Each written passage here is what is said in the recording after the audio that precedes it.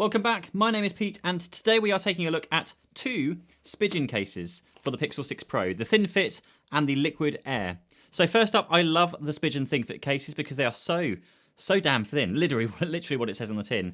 And the Liquid Air offers just a tad more protection and some other features too. So let's start off with the Liquid Air and then you can see what I mean and take a look at what it looks like.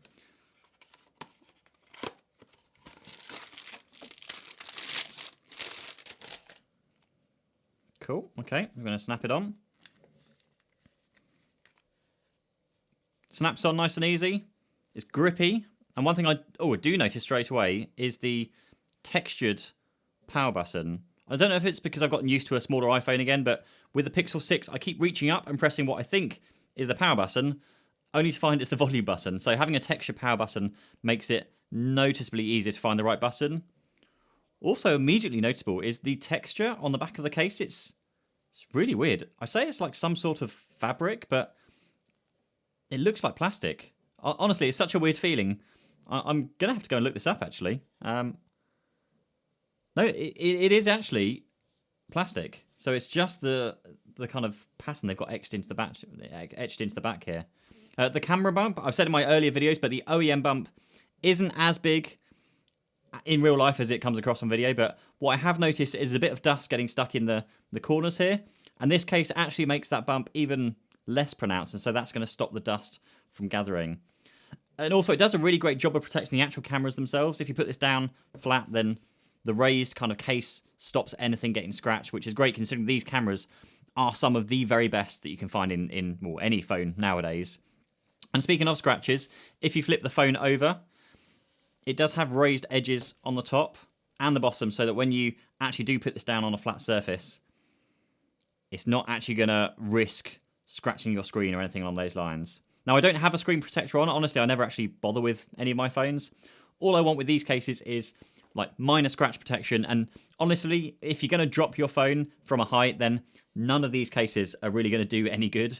That's when I suggest you go up to something like the moose, how you pronounce it, the cases, which I've had on all my previous phones, and they're pretty indestructible.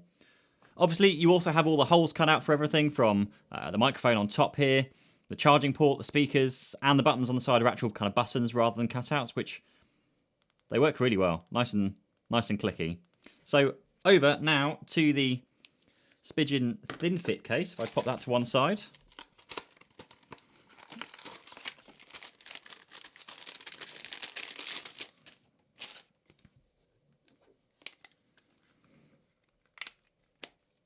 Excuse the camera triggering.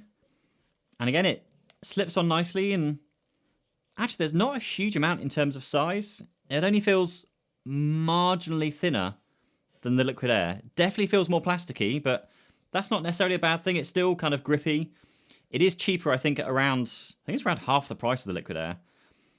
It's got the same raised edges on the front screens, kind of just on the edges there that you can see. So if you put it down, it's not gonna scratch the screen. Same protection on the cameras on the back. Still all of the same cutouts as the other one as well. Same buttons on there. Oh, actually, it doesn't have a textured power button like the Liquid Air. That's noticeable. But actually, had I not tried the other case on first, it's a lot easier to find the power button with a case on because the buttons are just more pronounced. So that's definitely a plus. And I think actually between these two cases, I'm probably going to keep the Liquid Air. I don't know, it's just something about that fabric type feel, even though it's not. It's just the design that's etched into the case. It just feels more premium than the Liquid Air. And also the Thin Fit case is just going to attract more kind of oily fingerprint marks, as it's that kind of flat plastic rather than the texture. So, yeah. So I hope you find this video useful. If you want some more videos around the Pixel 6, then subscribe to the channel, as I've got a few more coming in the next few days and weeks, along with some other tech reviews as well. So thanks for watching, and I'll see you in the next video. Cheers!